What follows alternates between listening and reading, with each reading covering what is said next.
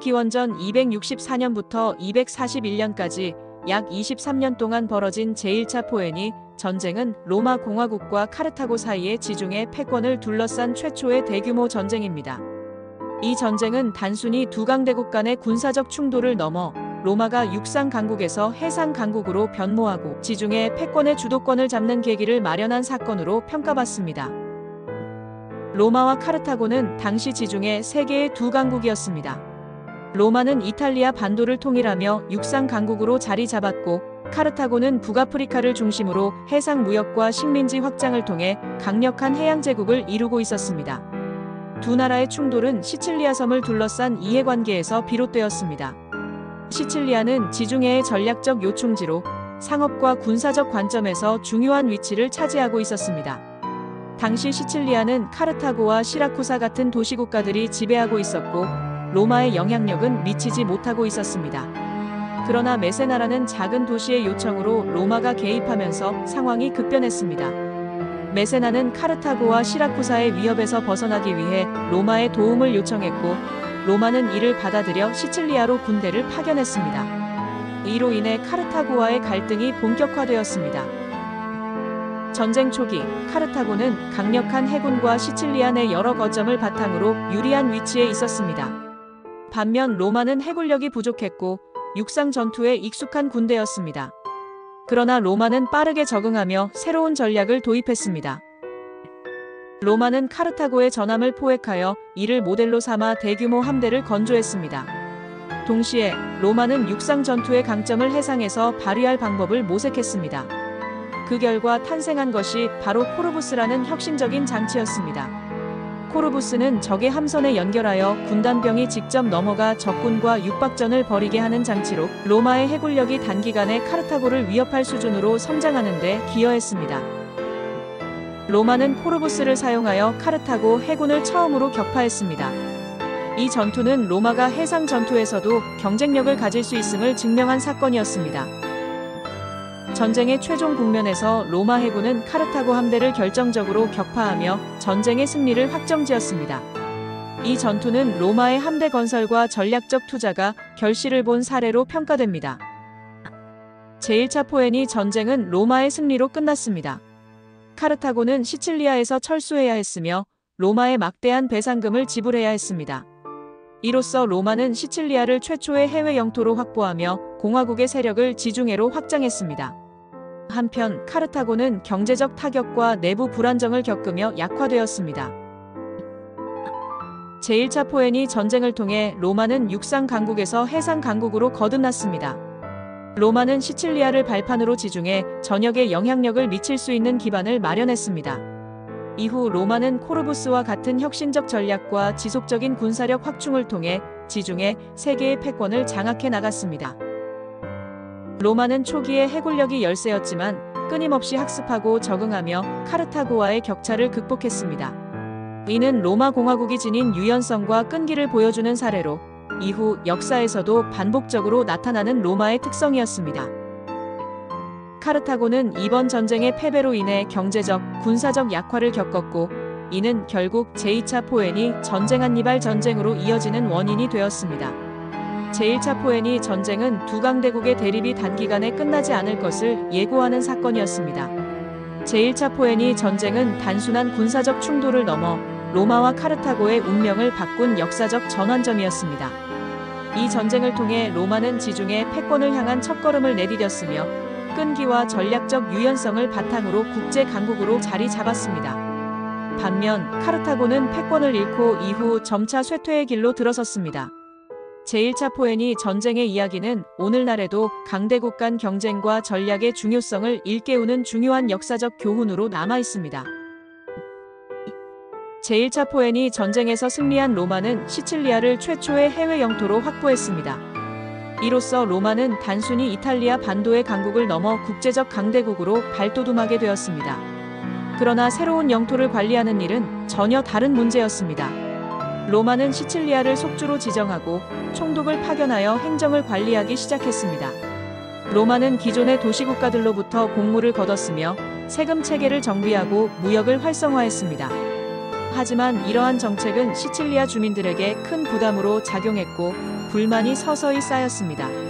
이는 로마가 새로운 속주들을 관리하는 데 있어 직면한 어려움을 보여주는 사례였습니다. 전쟁에서 패배한 카르타고는 막대한 배상금을 지불해야 했고 시칠리아를 상실하며 경제적으로 큰 타격을 입었습니다.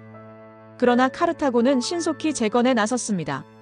특히 스페인으로 눈을 돌려 광산 자원을 활용해 경제를 회복했고 새로운 식민지를 개척하며 무역 네트워크를 재구축했습니다. 하지만 내부적으로는 고통스러운 갈등이 이어졌습니다. 특히 기원전 241년에서 237년까지 지속된 용병 전쟁은 카르타고를 심각한 위기로 몰아넣었습니다. 카르타고는 용병들에게 전쟁 급료를 지급하지 못해 반란이 일어났고 이를 진압하는 과정에서 큰 혼란을 겪었습니다. 이 위기를 극복한 카르타고는 한니발에 붙인 하밀카르 바르카의 지도 아래 새로운 방향을 모색하기 시작했습니다. 한편 로마는 전쟁 승리를 통해 새로운 자신감을 얻었지만 내부적으로도 많은 도전에 직면했습니다. 전쟁이 길어지면서 농민 계급은 피폐해졌고 부유층은 더 많은 토지를 소유하며 격차가 심화되었습니다. 이를 해결하기 위해 로마는 식량 공급을 안정시키고 재정 체계를 정비하는 등의 정책을 추진했습니다. 또한 로마는 군사력을 강화하며 이후의 충돌에 대비했습니다. 시칠리아의 확보로 로마의 해상력이 강화되었으며 지중해 전역에서의 활동이 더욱 활발해졌습니다. 로마는 속주 관리의 경험을 축적하며 새로운 영토에 대한 지배구조를 발전시켰습니다. 제1차 포에니 전쟁 이후 로마는 카르타고의 혼란을 틈타 사르데냐와 코르시카를 점령했습니다. 카르타고가 용병 전쟁으로 내홍을 겪는 동안 로마는 두 섬을 속주로 병합하며 지중해 서부에서의 영향력을 확대했습니다. 이는 카르타고와의 관계를 더욱 악화시켰고 두 강대국 간의 새로운 갈등을 예고하는 사건이었습니다. 카르타고는 하밀카르 바르카의 지도 아래 스페인으로 눈을 돌렸습니다. 그는 스페인에서 새로운 자원을 확보하고 군사력을 재건하며 카르타고의 부활을 꾀했습니다. 하밀카르는 스페인에서 카르타고의 세력을 확장하며 로마와의 재대결을 준비했습니다. 그의 뒤를 이은 한니발 바르카는 이러한 기반을 바탕으로 제2차 포에니 전쟁에서 로마를 공격하게 됩니다. 제1차 포에니 전쟁 이후의 시기는 로마와 카르타고가 각각 새로운 방향으로 나아가며 충돌을 준비하는 시간이었습니다. 로마는 이탈리아 반도를 넘어 지중해 패권을 노렸고 카르타고는 스페인을 중심으로 재기를 모색하며 힘을 비축했습니다. 이러한 긴장 상태는 결국 한니발의 이탈리아 침공으로 이어지는 제2차 포에니 전쟁으로 폭발하게 되었습니다. 제1차 포에니 전쟁 이후의 시기는 로마와 카르타고 모두에게 중요한 과도기였습니다. 로마는 새로운 영토를 관리하며 국제 강국으로 도약했고 카르타고는 스페인으로 중심지를 이동하며 재기를 준비했습니다. 두 강대국의 대립은 지중해 세계의 질서를 바꾸는 결정적인 사건으로 이어졌으며 이는 이후 로마 제국의 탄생과 연결되는 중요한 역사적 전환점으로 남게 되었습니다. 구독과 좋아요 부탁드립니다. 기원전 218년 한니발은 카르타고의 젊은 장군으로서 아버지 하밀카르 바르카의 복수를 다짐하며 로마에 도전했습니다. 그는 로마를 물리치기 위해 비상한 전략적 감각과 용기를 발휘해 알프스를 넘어 이탈리아 본토를 공격하는 기상천외한 계획을 실행에 옮깁니다. 그의 주요 목표는 로마의 동맹 도시들을 이탈시키고 이를 통해 로마의 연합체제를 무너뜨리는 것이었습니다.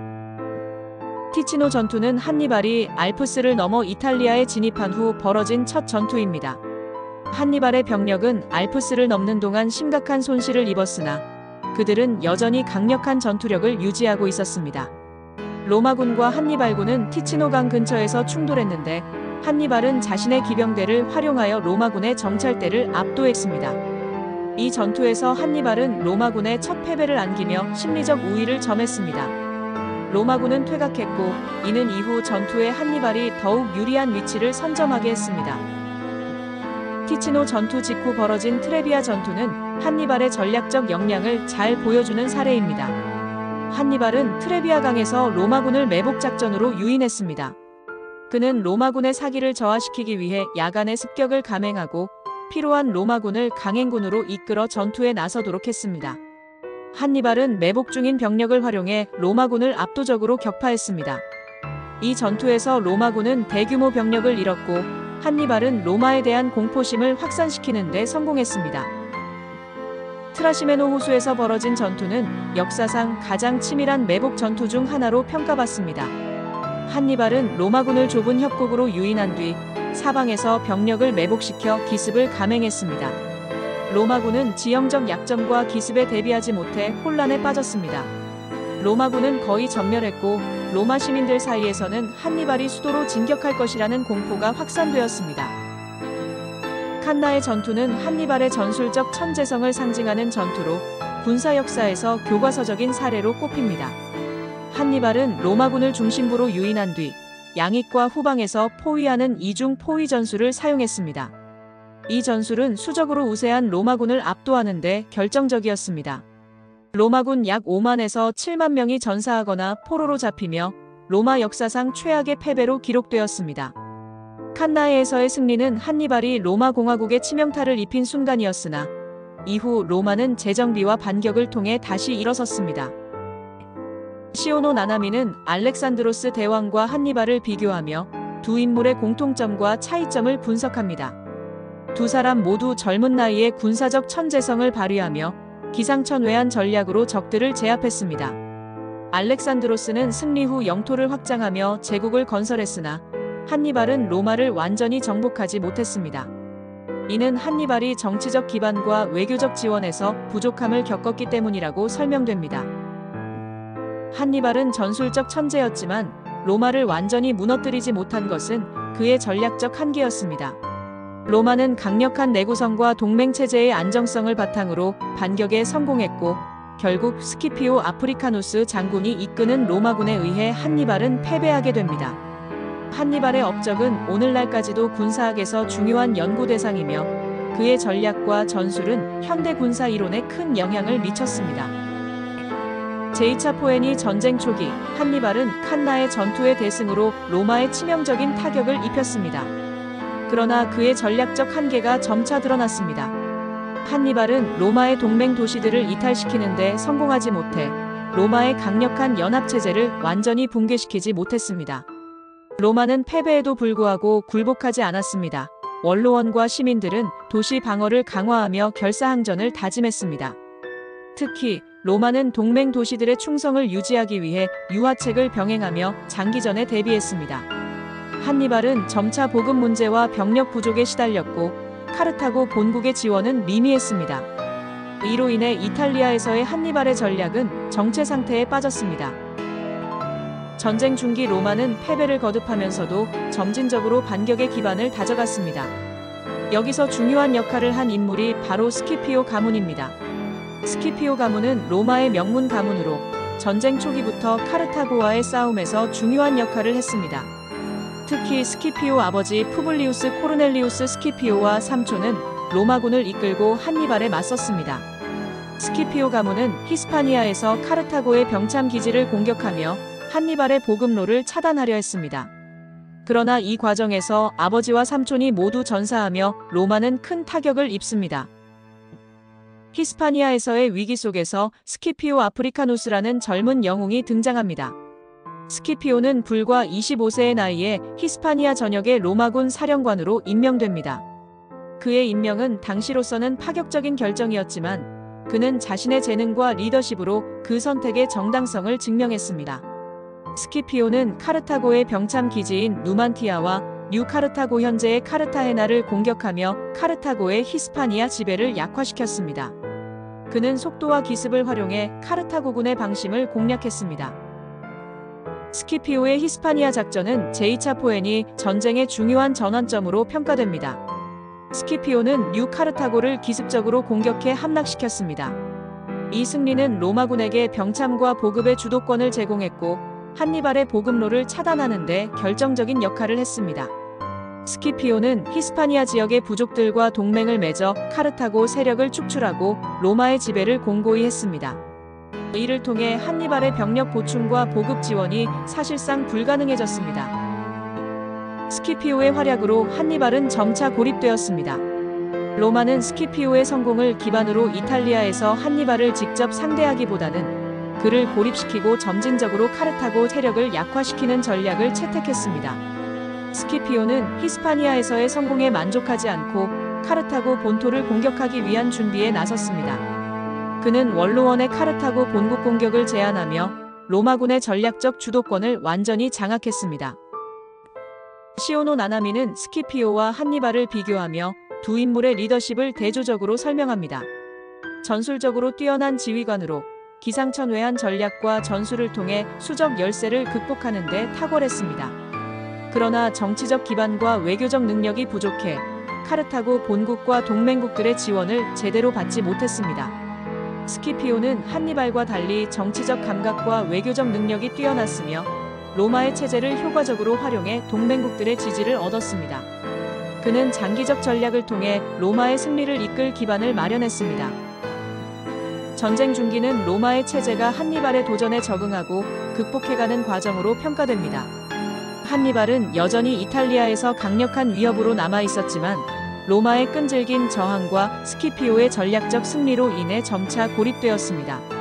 스키피오의 등장은 로마의 희망이었으며 그는 제2차 포엔이 전쟁의 최종 국면에서 로마를 승리로 이끄는 중심 인물이 되었습니다.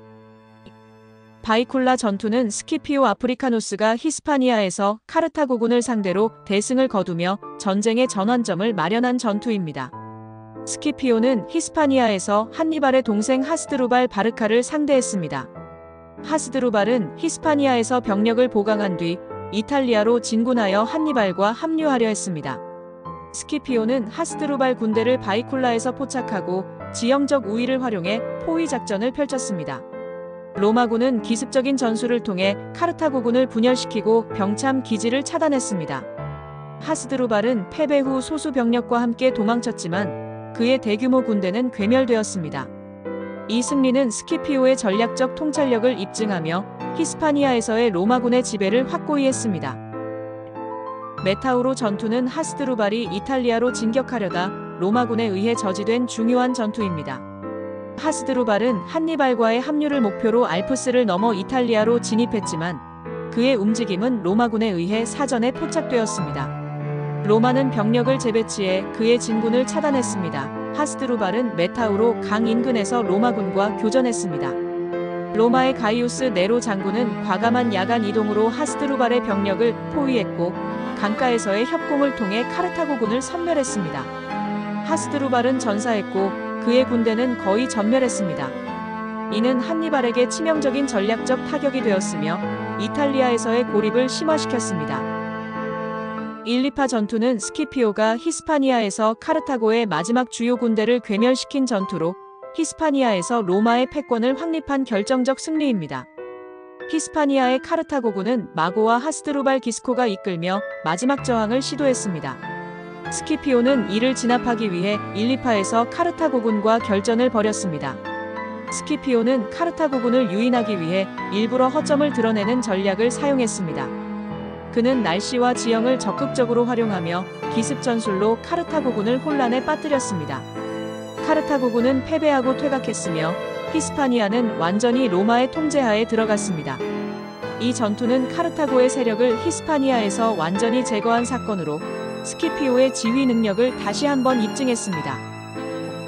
이 세 전투 이후 로마는 제2차 포엔이 전쟁에서 확실한 주도권을 잡게 됩니다.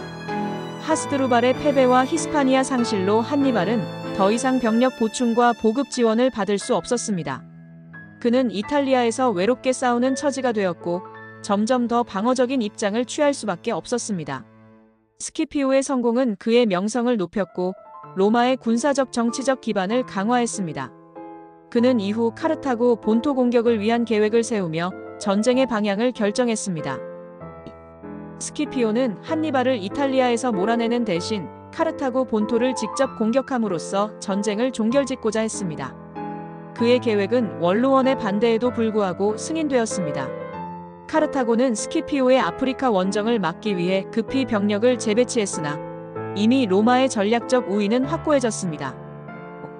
시오노 나나미는 이 시점에서 한니발과 스키피오의 리더십을 비교합니다. 한니발은 이탈리아에서의 전술적 천재성에도 불구하고 보급과 외교적 측면에서 실패하며 전쟁에서 점점 고립되었습니다. 반면 스키피오는 장기적 안목과 동맹 활용 능력을 통해 로마의 전력을 극대화했습니다. 그의 전략적 사고와 지휘 능력은 로마의 체제적 장점과 결합해 카르타고를 압도하는 데 기여했습니다. 로마는 동맹 도시들의 충성을 유지하며 전쟁을 지속할 수 있는 자원을 효과적으로 동원했습니다. 카르타고는 내부 정치적 혼란과 군사적 지원 부족으로 인해 한니발을 뒷받침하지 못했습니다. 스키피오는 히스파니아에서의 승리로 전쟁의 흐름을 바꾸었고, 그의 아프리카 원정 계획은 로마의 최종 승리를 위한 초석이 되었습니다. 제2차 포에니 전쟁 후기는 바이쿨라, 메타우로, 일리파 전투를 통해 로마가 카르타고를 전략적으로 고립시키고 주도권을 완전히 장악한 시기입니다. 이 시기는 한니발의 천재적 전술이 로마의 조직적 저력 앞에서 점차 약화되고 스키피오라는 걸출한 영웅이 등장하며 전쟁이 종결로 나아가는 전환점으로 평가됩니다. 제2차 포에니 전쟁은 16년 동안 지속되며 양측 모두에게 큰 희생을 강요했습니다. 로마는 한니발이 이탈리아를 침공한 이후 초기에는 연패를 거듭했으나 끈질긴 저항과 스키피오의 활약으로 전세를 역전시켰습니다. 카르타고는 히스파니아 상실과 메타우로 전투에서 하스드루발의 패배 이후 한니발이 이탈리아에서 고립된 상태로 버티고 있었습니다.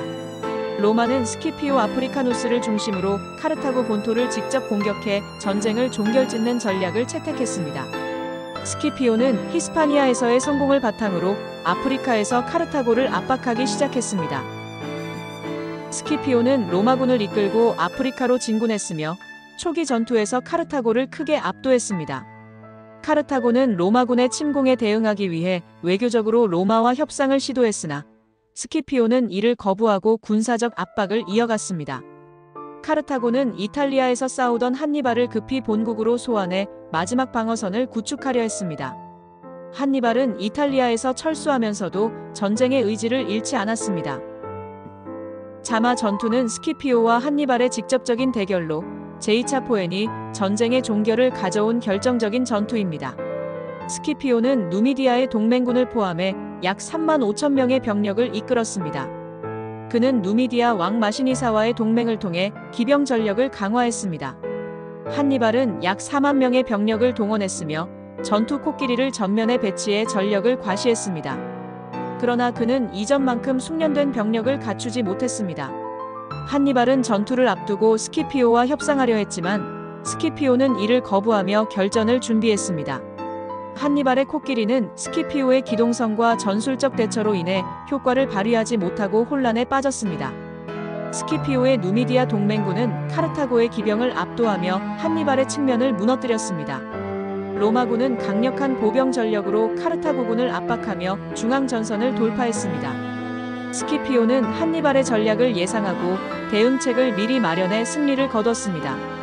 로마군은 자마 전투에서 대승을 거뒀고 한니발은 패배를 인정하며 퇴각했습니다. 이 패배로 카르타고는 전쟁을 지속할 수 없는 상황에 이르렀습니다. 자마 전투 이후 카르타고는 로마와의 평화협정에 동의할 수밖에 없었습니다. 카르타고는 모든 해외 영토를 포기하고 대규모의 배상금을 로마에 지불했으며 군대를 대폭 축소해야 했습니다. 누미디아는 로마의 동맹국으로서 독립을 인정받았으며 이는 카르타고의 추가적인 약화를 초래했습니다. 이 승리로 로마는 서부 지중해에서의 패권을 확고히 했으며 대제국으로 성장할 기반을 마련했습니다. 자마 전투는 한니발과 스키피오라는 두 영웅이 이끄는 군대가 맞붙은 역사적 대결로 유명합니다. 한니발은 전쟁의 마지막 순간까지 뛰어난 전략가로서의 면모를 보여줬으나 국가적 지원 부족과 외교적 실패로 인해 최후의 결전에서 패배했습니다. 그는 이후 카르타고 정치에 참여하다 로마의 압박을 받으며 유배 생활을 했고 결국 비극적인 최후를 맞았습니다.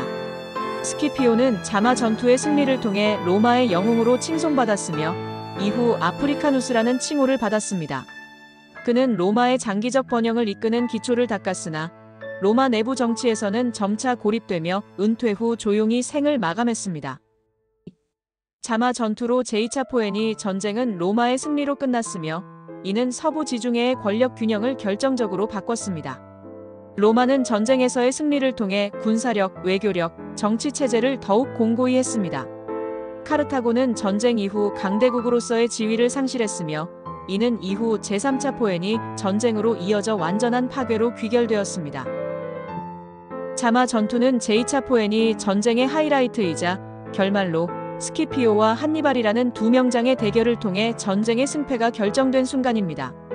로마는 이 승리를 통해 대제국으로 성장할 기반을 마련했고 카르타고는 패권국으로서의 시대를 마감했습니다. 이 전투는 단순한 군사적 사건을 넘어 로마가 세계사에서 중심적인 역할을 하게 되는 중요한 전환점을 상징합니다. 제2차 포엔이 전쟁에서 승리한 로마는 서부 지중해의 패권국으로 자리매김하게 됩니다. 그러나 이 승리는 곧 로마의 내부 정치적 갈등을 심화시키고 외교적으로는 헬레니즘 세계와의 관계를 재정립하는 중요한 시기로 이어졌습니다. 로마는 카르타고를 완전히 제압하고 서부 지중해의 대부분을 지배하게 되었습니다. 이 과정에서 로마는 군사적 패권을 넘어서 외교적 영향력도 강화하였고 헬레니즘 세계에 대한 관심이 더욱 커졌습니다. 로마의 승리에도 불구하고 로마 내부는 정치적 불안정을 겪고 있었습니다. 기존의 공화정 체제는 성장하는 제국의 요구를 충족시키지 못하고 상류층 간의 갈등과 부유한 상인 계층의 경제적 영향력이 증가하면서 정치적 위기를 맞이했습니다. 로마는 헬레니즘 왕국들과의 관계를 어떻게 다뤄야 할지에 대해 고민하게 됩니다. 헬레니즘 세계는 알렉산드로스 대왕의 제국이 분열하면서 여러 왕국들로 나누어진 상태였고 그들은 각기 다른 정치적 이해관계를 가지고 있었습니다. 마케도니아는 알렉산드로스 대왕의 유산을 이어갔지만 전쟁에서 패배하고 정치적 쇠퇴기를 겪고 있었습니다. 로마는 마케도니아와의 관계에서 안정적인 동맹을 추구하기 시작합니다. 시리아는 로마와의 직접적인 충돌을 피하려고 했으며 그들의 전략적 위치를 이용해 균형을 맞추려고 했습니다. 그러나 점차 로마의 압박을 받게 되었고 결국 헬레니즘 왕국들은 로마의 영향력 아래 놓이게 됩니다. 이집트는 헬레니즘 세계에서 상대적으로 독립적인 존재였으나 로마와의 경제적, 군사적 협력을 강화해 나갔습니다. 이집트와의 관계는 로마의 식민지 확장에 중요한 역할을 했습니다. 로마는 동맹국이자 정복 대상으로서 헬레니즘 왕국들을 다루었으며 각 왕국들의 갈등을 이용해 자신의 이익을 추구하는 복잡한 외교 전략을 펼쳤습니다. 로마의 승리와 헬레니즘 세계의 확장 속에서 로마 내부의 정치적 갈등은 심화되었고 스키피오 아프리카누스의 재판은 이를 극명하게 보여주는 사건이었습니다. 스키피오는 제2차 포엔이 전쟁에서 중요한 역할을 했으나 그가 전쟁 후 겪은 정치적 위기는 로마 내 정치 체제의 혼란을 드러냅니다. 스키피오는 카르타고를 이긴 영웅으로 칭송받았고 그의 명성은 로마뿐만 아니라 헬레니즘 세계에서도 높았습니다. 그러나 그가 로마에서 가장 큰 군사적 승리를 이끈 뒤 그의 영향력은 점차 정치적 위협으로 변했습니다. 스키피오는 고대 로마의 정치 체제와 상류층의 정치적 이해에 도전하는 인물로 여겨졌습니다. 그는 군사적 승리에 대한 과도한 찬사를 받으며 귀족층과의 갈등이 심화되었습니다. 당시 로마는 귀족 중심의 공화정이었고 스키피오는 자신을 지지하는 인물들과 함께 이를 비판하고 개혁을 주장하기도 했습니다. 스키피오는 정치적 적들의 공격을 받으며 배신자로 몰리게 되었습니다. 그가 군사적 승리 후 얻은 재산과 전리품을 제대로 정리하지 않았다는 이유로 탈세와 부패의 혐의를 받게 되었습니다. 스키피오는 정치적 음모에 의해 재판을 받게 되었으며 이는 그가 로마 사회에서 차지하는 위치와 그를 지지하는 세력, 그리고 당시 로마 정치가 직면한 내적 갈등을 명확하게 보여주는 사건이었습니다. 스키피오는 재판에서 무죄를 선고받지만 그는 로마를 떠나 정치적 은퇴를 선언하게 됩니다. 이 사건은 로마 정치에서 승자조차도 정치적 희생양이 될 수 있음을 보여주는 사례였습니다. 스키피오의 재판과 같은 정치적 갈등은 로마 공화정의 내부적 문제를 보여줍니다. 승전국으로서 로마는 점차 대제국으로 변모하지만 그에 맞는 정치적, 사회적 체계의 부재로 인해 내부 혼란을 겪게 됩니다. 당시 로마는 원로원 중심의 정치였으나 군사적 영웅과 민중의 지지를 얻은 인물들이 원로원의 권위에 도전하면서 갈등이 발생했습니다. 민중 계층의 영향력이 커지면서 원로원의 귀족들은 점차 민중의 목소리를 무시할 수 없게 되었습니다. 이는 로마 정치에서 점차 민중들의 정치적 요구가 커지면서 정치적 불안정을 초래하게 되었습니다.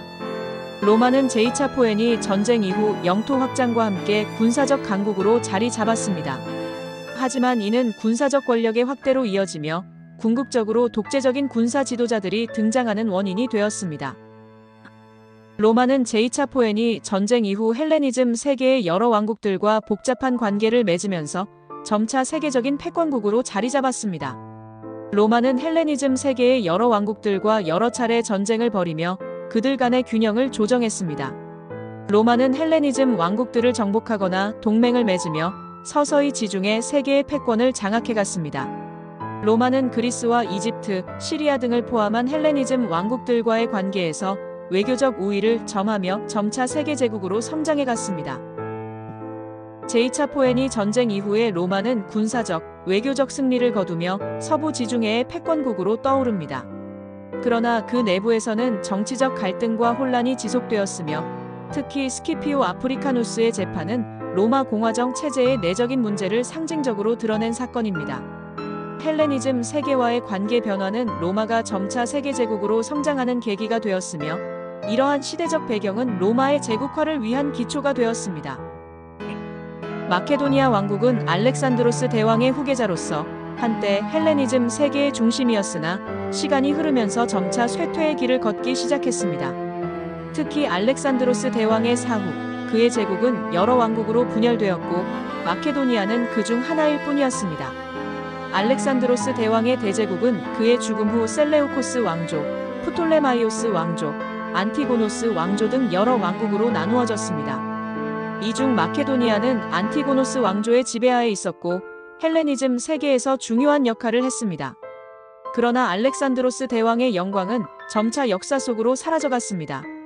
마케도니아 왕국은 내부의 정치적 갈등과 왕위 계승 문제로 인해 안정적인 통치가 어려워졌습니다. 여러 번의 왕위 쟁탈전과 외세의 침략에 시달리며 강력한 중앙 집권을 유지하는 데 어려움을 겪었습니다. 이러한 상황에서 마케도니아 왕국은 점차 로마의 위협을 피할 수 없게 되었습니다.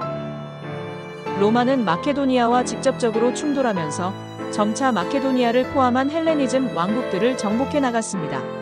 로마의 군사적 승리는 마케도니아의 쇠퇴를 가속화시켰습니다. 마케도니아는 로마와의 관계에서 외교적 협상을 시도했으나 로마는 강력한 군사력을 바탕으로 점차 마케도니아를 지배권 아래 놓으려 했습니다. 로마는 마케도니아가 로마의 영향력 아래 들어오기를 원했으나 마케도니아는 이를 거부하고 독립을 유지하려 했습니다. 마케도니아는 제2차 포에니 전쟁 중 카르타고와 동맹을 맺고 로마와의 전쟁을 벌였습니다. 그러나 이 전쟁은 마케도니아에게 큰 패배를 안겨주었고 마케도니아는 로마와의 관계에서 상대적인 위치가 약해졌습니다. 마케도니아는 다시 한번 로마와 충돌했지만 마케도니아의 왕 필리포스 5세는 로마의 정규군에 대항할 수 없었습니다. 로마는 마케도니아의 여러 도시를 점령하며 마케도니아의 세력권을 축소시키고 결국 마케도니아 왕국은 로마의 패권 아래 들어가게 됩니다. 마케도니아 왕국은 결국 로마에 의해 완전히 멸망하게 됩니다. 이 과정에서 중요한 전투와 정치적 사건들이 있었습니다. 마케도니아 왕 페르세우스는 로마와 다시 한번 전쟁을 벌였지만 이 전쟁도 마케도니아에게 치명적인 결과를 초래했습니다. 로마의 카토와 폴리비우스 같은 뛰어난 전략가들은 페르세우스의 군을 완벽하게 파괴했습니다. 플라이루스 전투는 마케도니아 왕국의 최후의 전투로 로마군이 마케도니아군을 대파하고 페르세우스 왕을 포로로 잡은 결정적인 전투였습니다. 이 전투에서 마케도니아는 완전히 패배하며 왕국의 세력은 급격히 붕괴했습니다. 전투에서 패배한 페르세우스는 로마에 끌려가고 마케도니아는 로마의 속국으로 전락합니다. 로마는 마케도니아 왕국을 세 개의 작은 부분으로 분할하고 마케도니아를 로마의 직접 지배 아래 놓았습니다. 이로써 마케도니아 왕국은 역사 속으로 사라지게 되었습니다. 마케도니아의 멸망은 로마의 제국화를 위한 중요한 전환점을 의미합니다. 마케도니아를 정복한 로마는 서부 지중해뿐만 아니라 동부 헬레니즘 세계에서도 패권을 확립하게 되었습니다. 마케도니아의 멸망은 로마 군대의 군사적 우위를 입증하는 사건이었으며 로마가 군사적 기술과 전술면에서 다른 강대국들을 압도했다는 사실을 확립한 순간이었습니다. 로마는 마케도니아와 그 주변의 헬레니즘 세계를 정복하면서 헬레니즘 문화를 로마에 융합시켰습니다. 로마의 문화와 헬레니즘 문화의 결합은 로마 문화의 발전에 큰 영향을 미쳤습니다. 마케도니아의 멸망은 로마가 동방으로의 확장을 더욱 강화하는 계기가 되었으며 이후 로마는 시리아, 이집트, 그리스 등지에서의 패권을 더욱 공고히 할 수 있었습니다. 마케도니아의 멸망은 로마의 정치적 변화와도 밀접하게 관련이 있습니다. 로마는 이제 강력한 제국으로 성장해가며 정치적으로도 더욱 중앙 집권적이고 군사주의적인 방향으로 나아갔습니다. 마케도니아를 정복한 후 로마는 원로원의 권력을 더욱 강화하려 했으나 동시에 군사적 승리로 인해 군사 지도자들의 정치적 영향력이 커졌습니다. 이는 제국의 군사적 확대에 큰 역할을 했습니다. 마케도니아의 멸망은 로마 제국으로의 길을 여는 중요한 사건이었으며 이후 로마는 황제 중심의 제국 정치 체제로 나아가게 되었습니다. 마케도니아의 멸망은 로마가 서서히 헬레니즘 세계를 정복해가며 대제국으로 성장하는 과정을 보여주는 중요한 사건입니다. 마케도니아 왕국의 최후는 로마의 군사적 우위, 정치적 갈등, 문화적 융합 등을 통해 로마가 서부 지중해뿐만 아니라 동부 헬레니즘 세계에서도 패권을 확립하는 전환점이 되었습니다. 마케도니아 왕국의 멸망은 로마의 세계제국으로서의 성장을 위한 중요한 기초가 되었고 그 후 로마 제국은 동서양의 패권국으로서의 위상을 확고히 하게 됩니다. 제3차 포에니 전쟁은 로마와 카르타고 간의 마지막 충돌을 의미합니다. 제2차 포에니 전쟁에서 한니발이 패배한 후 카르타고는 로마에 대한 복수의 기회를 엿보며 살아남았습니다. 그러나 로마는 카르타고의 재건과 부활을 절대로 용납할 수 없었고 전쟁은 불가피한 상황으로 치닫습니다. 제2차 포에니 전쟁 이후 카르타고는 전쟁에서 큰 피해를 입고 경제적으로 피폐해졌습니다. 그러나 시간이 지나면서 카르타고는 상업적 성공을 거두며 다시 경제적인 활기를 되찾고 군사적으로도 재건을 시작했습니다. 이러한 카르타고의 재건은 로마에 대한 위협으로 인식되었고 로마의 불안을 일으켰습니다. 로마는 카르타고가 부활하는 것을 위협으로 느끼며 카르타고가 평화로운 상업활동을 넘어서 군사적 활동을 재개할 가능성에 대해 경계심을 강화했습니다. 결국 제3차 포에니 전쟁이 선언되었고 카르타고는 로마의 군사적 압박을 받으며 다시 한번 전쟁에 휘말리게 됩니다. 제3차 포에니 전쟁에서 카르타고는 로마의 대군을 상대하기 위해 마지막으로 저항을 시도합니다. 하지만 이 전쟁은 카르타고의 운명을 결정짓는 싸움이었습니다. 카르타고는 최후의 저항을 위해 강력한 방어를 준비했습니다. 하스드루발과 마시니사 같은 지휘관들이 카르타고를 이끌며 강력한 성벽을 쌓고 병력을 준비하는 등 로마의 침공에 대비했습니다. 하지만 로마는 이미 강력한 군사력과 자원을 갖춘 상태였고 카르타고의 방어는 점차 압도당하게 되었습니다. 로마는 카르타고의 방어선을 무너뜨리기 위해 장기간의 포위전을 계획합니다.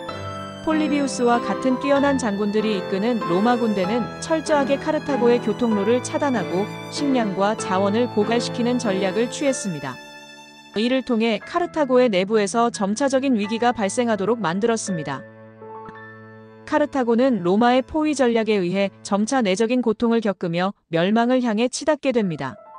이 과정에서 카르타고는 절망적인 상황 속에서도 최후의 저항을 계속 이어가지만 결국 로마의 승리로 귀결됩니다.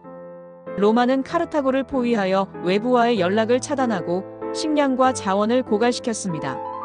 카르타고는 전쟁 초기에는 자신들의 상업적 자원을 통해 생필품을 수급했지만 로마의 철저한 차단으로 점차 식량 부족에 시달리게 되었습니다.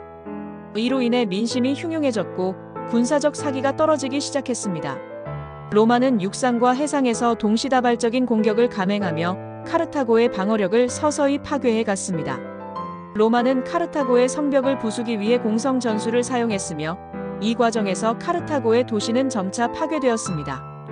카르타고는 그들의 마지막 군사력을 동원하여 로마에 저항했으나 결국 이들은 로마의 압도적인 군사력을 이길 수 없었습니다. 카르타고의 마지막 희망은 하스드루발의 지도 아래 모였으나 이는 결국 로마군의 강력한 공격에 의해 분쇄되었습니다. 카르타고는 결국 로마의 결정적 승리로 멸망하게 되며 이 과정에서 카르타고의 역사와 문명은 완전히 사라지게 됩니다. 로마는 마침내 카르타고를 점령하고 주요 인물들을 체포하며 도시를 철저히 파괴합니다. 카르타고의 마지막 왕인 스키피오 아프리카누스는 패배 후 로마에 끌려가고 카르타고의 고대 문명은 사실상 멸망하게 되었습니다. 카르타고의 도시 자체는 철저히 불태워지고 파괴되었으며 카르타고의 모든 문화유산은 소멸합니다. 로마는 이 도시를 완전히 파괴하고 이후 이 지역은 로마의 식민지로 편입되었습니다. 로마는 카르타고의 재건을 금지하고 이 지역은 로마의 직접 통치 아래 놓이게 되었습니다. 카르타고의 주민들은 강제로 이주당하고 이후 이 지역은 로마 제국의 일부로 흡수되었습니다. 카르타고의 멸망은 로마의 제국화를 위한 중요한 전환점이었으며 로마는 서부 지중해에서의 완전한 패권을 확립하게 됩니다. 카르타고의 멸망은 단지 한 도시국가의 소멸에 그치지 않고 로마의 세계제국으로의 도약을 위한 중요한 사건이었습니다. 카르타고를 멸망시키면서 로마는 군사적, 정치적 패권국으로 자리 잡게 되었습니다. 로마의 군사적 전략은 통합적이고 효율적인 자원 관리와 군사적 능력을 기반으로 한 것이었으며 이는 로마가 세계제국으로 성장하는 데 중요한 기초가 되었습니다. 카르타고의 멸망 후 로마는 서부 지중해와 북아프리카 지역을 완전히 정복하며 로마 제국의 영토 확장을 실현했습니다. 이로 인해 로마는 이제 세계적인 패권을 장악할 수 있게 되었습니다. 카르타고의 멸망은 로마가 서부 지중해에서 완전한 패권을 장악하며 세계제국으로 성장하는 중요한 전환점이었습니다. 카르타고는 최후의 저항을 시도했으나 로마의 군사적 우위와 결단력에 의해 결국 소멸하고 말았습니다. 카르타고의 멸망은 로마 제국의 탄생을 알리는 사건이었으며 이는 이후 로마의 세계 제국화로 이어지게 되었습니다.